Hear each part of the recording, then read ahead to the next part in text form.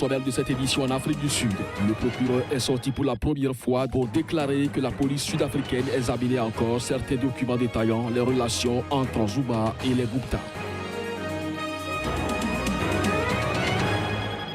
Au Togo, des centaines de milliers de partisans de l'opposition manifestaient ce mercredi à Lomé et dans d'autres villes du pays. Les manifestants réclament une alternance politique et des réformes.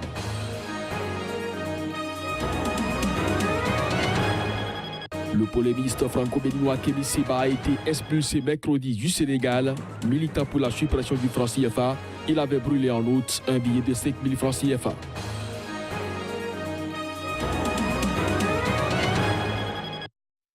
Bonjour à toutes, bonjour à tous et merci de nous retrouver sur SICA pour vous informer. On démarre cette édition par le Togo où des centaines de milliers de partisans de l'opposition manifestaient ce mercredi à Lomé et dans d'autres villes du pays. L'objectif étant de réclamer une alternance politique et également les réformes. Les images. Une marée humaine de partisans de l'opposition a déferlé ce mercredi à Lomé et dans 10 villes du Togo pour réclamer une alternance politique dans un pays dirigé depuis 2005 par le président Faure Singbe. L'ONG Amnesty International a estimé à au moins 100 000 le nombre de manifestants dans la capitale, selon son directeur au Togo. C'est du jamais vu. Je pense qu'il y a plus d'1 million de personnes à Lomé, a de son côté affirmé le chef de file de l'opposition, Jean-Pierre Fabre. Des chiffres qui n'ont pu être confirmés de sources indépendantes. Le peuple togolais a décidé de mettre fin au régime cinquantenaire. On a trop souffert. Il y a trop de misère au Togo. Dans les hôpitaux, il n'y a pas le scanner. Les gens meurent comme des mouches dans nos hôpitaux. Nous voulons vivre digne. Nous voulons vivre digne avec la liberté. Nous voulons bien travailler. Il y a les diplômés ici au Togo, mais ils n'ont pas le boulot. Il y a les diplômés, ils n'ont pas de boulot. Le salaire est minable. On souffre trop. Même manger, on ne trouve pas. Mais on est dans quel pays? On est dans quel pays? On ne veut plus de fort. Il n'a qu'à partir. Aujourd'hui, c'est être avec le peuple togolais pour réclamer les réformes, pour réclamer le retour au vote de la diaspora et surtout pour réclamer la fin d'un système qui est là depuis 50 ans. Et il faut qu'on commence rapidement avant la fin de ce système-là. Une grande partie de l'opposition togolaise avait décidé de s'unir ce mercredi pour de grandes marches. Une autre figure de l'opposition, Tipi Achadam, qui avance également le chiffre de 2 millions de manifestants, a affirmé que de mémoire d'homme, les Togolais ne sont jamais sortis aussi massivement. Dans le nord du pays, à Sokode, Dapaong et Kara, notamment, plusieurs milliers de manifestants ont également défilé selon Amnesty International. Le gouvernement a tenté de jouer l'apaisement la veille en annonçant une réforme constitutionnelle concernant la limitation des mandats et le mode de scrutin. Cet avant-projet de loi, adopté mardi en Conseil des ministres, doit encore être validé par le Parlement qui ne fera sa rentrée qu'en octobre. Du Togo, rendons-nous en République démocratique ou du Congo, où le leader du rassemblement a appelé mardi à l'unité de toutes les forces anti-Kabila, l'objectif étant de pousser l'actuel président à abandonner le pouvoir d'ici à la fin de l'année 2017.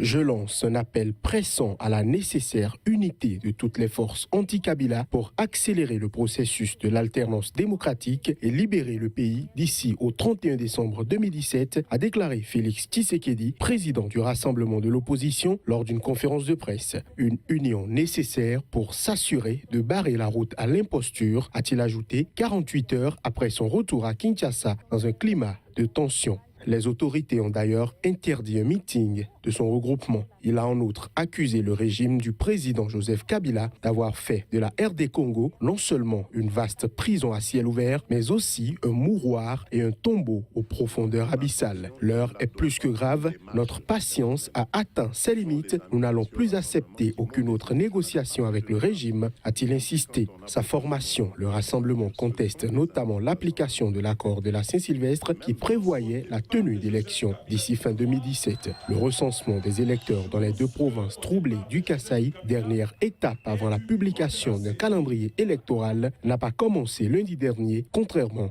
aux annonces des autorités.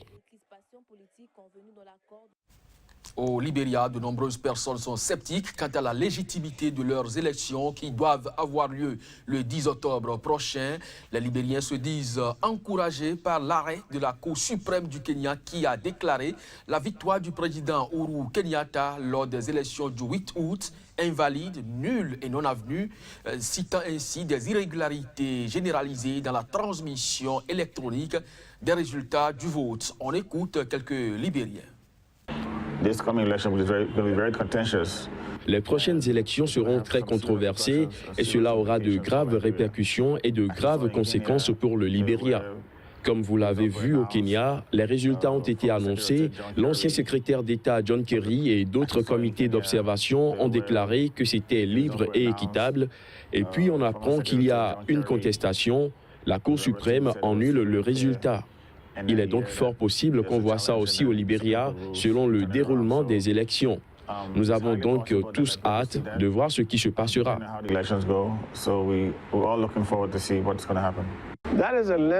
Il s'agit d'une décision historique. Elle est sans précédent, héroïque, et c'est un développement important dans le domaine du droit, en particulier dans le système commun dont nous faisons partie. Et nous espérons que toutes les cours suprêmes, partout en Afrique, pourront être guidées par la bravoure et l'acte courageux de la Cour suprême du Kenya en rendant une décision conforme à la loi, quelle que soit la personne concernée, en particulier dans la situation où la personne touchée était un président en exercice. En bref, et en l'image cette fois, le polémiste franco-béninois Kémi Séba a été expulsé mercredi du Sénégal. Militant pour la suppression du franc CFA, il avait brûlé en août un billet de 5 000 francs CFA. Jugé dans cette affaire, il avait été relaxé. L'État sénégalais a donc pris la décision de l'expulser, une décision qui a provoqué une mobilisation de la société civile à l'aéroport de Dakar. L'avocat de Kémi Séba a bien tenté un ultime recours pour stopper l'expulsion en vain. Malgré cette expulsion, les sympathisants de Kémi Séba ont annoncé poursuivre leur mobilisation contre le franc CFA. On reste toujours au Sénégal. Le Premier ministre Mahammed Boun Abdallah Dionne a officiellement remis sa démission ainsi que celle de son gouvernement ce mardi. Il a dans la foulée été reconduit dans ses fonctions ce mercredi et doit former un nouveau gouvernement près d'un mois et demi après des législatives remportées par la majorité du président Macky Sall. Un peu plus de 2 mois après les élections législatives du 30 juillet dernier, remportées haut la main par la coalition Benno Bokk Yakaar au pouvoir, cette démission était attendue et annoncée depuis plusieurs jours. Mahammed Boun Abdallah Dionne a remis officiellement sa démission ainsi que celle de son gouvernement au président Macky Sall. Dans son discours devant la presse suite à sa rencontre avec le chef de l'État, Mahammed Boun Abdallah Dionne a remercié Macky Sall de la grande confiance qu'il a eue à marquer à l'endroit de son gouvernement. Je voudrais rappeler que le Premier ministre est un chef d'équipe. Il coordonne. Et c'est donc l'occasion pour moi de remercier également les membres de cette équipe. Et je pense qu'ils ont vraiment bien travaillé pendant ces 3 années pendant lesquelles j'ai eu le grand honneur de diriger le gouvernement. Cette équipe qui s'en va est une équipe qui aura tout fait pour mettre en œuvre la vision du président de la République qui est celle d'un Sénégal de tous et d'un Sénégal pour tous. Une croissance inclusive aujourd'hui est en marche dans notre pays. Il avait été nommé Premier ministre le 6 juillet 2014 à la suite d'Aminata Touré, écarté après avoir essuyé une défaite dans les urnes face à Khalifa Sall, le maire de Dakar, également élu député à la tête de l'une des listes de coalition de l'opposition et actuellement en détention préventive à la prison de Rebeuss dans le cadre d'une affaire de détournement de fonds présumés à la mairie de la capitale. Au Kenya, la commission électorale a procédé à un réaménagement de son équipe en vue d'organiser de nouvelles élections présidentielles dont la date a été fixée au 17 octobre prochain. Ces nouveaux venus occuperont des postes qui semblent correspondre à ceux de hauts responsables dont l'opposition exigeait le départ. L'opposition kenyane a eu gain de cause.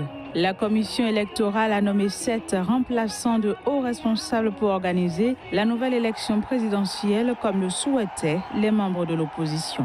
La date du scrutin est fixée au 17 octobre prochain. La nouvelle équipe sera dirigée par un coordonnateur de projet chargé d'assurer les fonctions du président de la commission, Ezra Chiloba, vivement critiqué par l'opposition. L'équipe comprend également un nouveau responsable informatique et un directeur des opérations.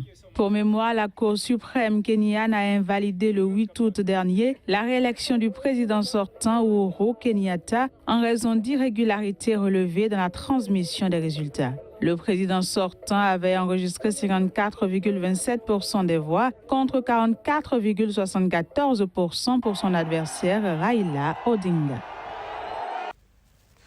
En bref, et en image en Afrique du Sud, il y a rebondissement dans l'affaire Zuma. Mercredi, le procureur est sorti pour la première fois pour déclarer que la police sud-africaine examinait encore certains documents détaillant les relations entre Jacob Zuma et les Gupta, interrogés pour la première fois par les députés.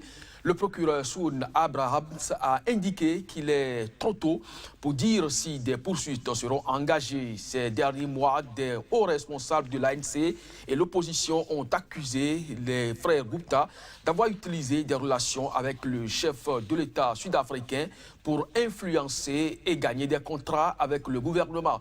Le chef de l'État sud-africain, qui a échappé à un vote de défiance en août dernier, reste président jusqu'aux élections de 2019. Mais au regard des scandales qui l'éclaboussent, les opposants et même certains dans son camp lui ont demandé de rendre sa démission.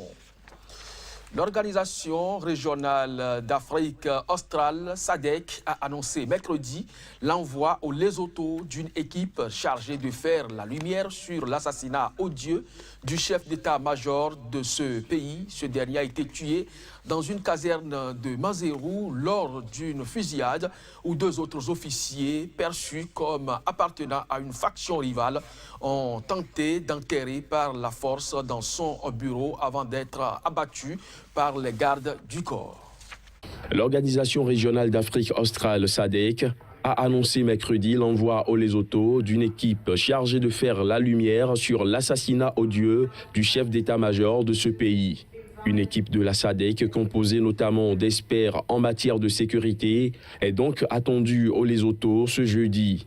Elle devra établir les causes profondes de l'assassinat et recommander des mesures appropriées. La communauté de développement d'Afrique australe, SADC, tente depuis des années de promouvoir la paix et la stabilité dans ce pays où l'assassinat mardi du général Kwantle Moso pourrait raviver les tensions.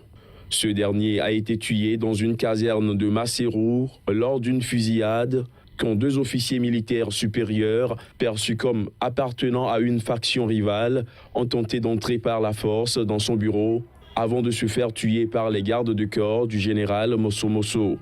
D'après un communiqué qu'elle a rendu public, la SADC condamne fermement l'assassinat du général qu'elle qualifie d'acte inexcusable, barbare et odieux. Pour l'organisation régionale, il s'agit d'un sérieux revers pour les efforts destinés à restaurer la paix, la sécurité et la stabilité au Lesotho. En Tunisie, le chef du gouvernement Youssef Chahed a annoncé mercredi avoir procédé à un vaste remaniement ministériel qui a notamment touché les ministères de l'Intérieur et de la Défense. L'annonce a été faite après de nombreuses consultations avec des partis politiques et des organisations comme la puissante centrale syndicale UGTT et le patronat UTICA. Le chef du gouvernement tunisien Youssef Chahed a procédé à un vaste remaniement ministériel. L'annonce de ce remaniement, qui était très attendu, a été faite après de nombreuses consultations avec des partis politiques et des organisations comme la puissante centrale syndicale UGTT et le patronat UTICA. Le directeur de cabinet du chef du gouvernement Rida Chalgoum, ex-conseiller économique du chef de l'État, a été nommé ministre des Finances. Un ancien ministre de la Défense, Abdelkrim Zbidi, reprend ce poste et remplace l'universitaire Farhat Orshani, tandis que le ministre de l'Intérieur, Heidi Majdoub, a été remplacé par Lotfi Ibrahim, qui avait dirigé la garde nationale. Chalgoum et Sbidi ont tous deux occupé des postes au gouvernement sous le président déchu Ben Ali, renversé par une révolution en 2011. Nommé ministre de la Défense juste après la chute du dictateur, Abdelkrim Sbidi était resté en poste de 2011 à 2013, mais avait refusé ensuite de rester au gouvernement à la suite de la crise politique déclenchée par l'assassinat de l'opposant de gauche Chokri Belaïd le 6 février 2013. Mesdames, Messieurs, ce sera donc tout pour cette édition. Merci à vous de nous avoir suivis. Retrouvez l'information sur les sites de SICA et notre application SICA TV.